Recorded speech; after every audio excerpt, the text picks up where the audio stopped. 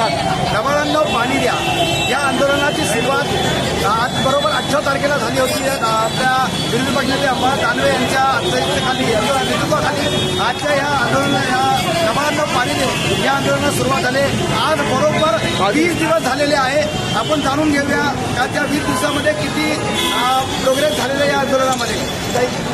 बरोबर 20 दिवस झालेले आहेत. नवाळांना पाणी द्या या आंदोलनाला काय म्हणतात?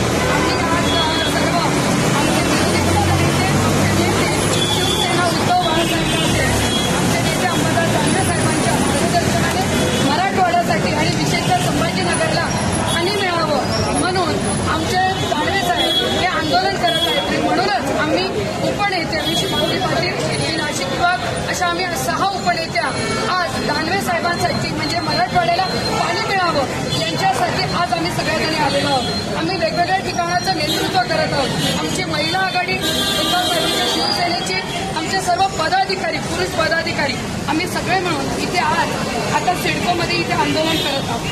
आपण बघितलं पैठण धरण जवळ आहे. पैठण धरण जवळ आहे. माननीय म्हणजे यांनी दानवे साहेबांना माहीत होतं की आपल्याला तिथून पाणी मिळू शकतं आणि ज्या वेळेला आदरणीय उद्धव साहेब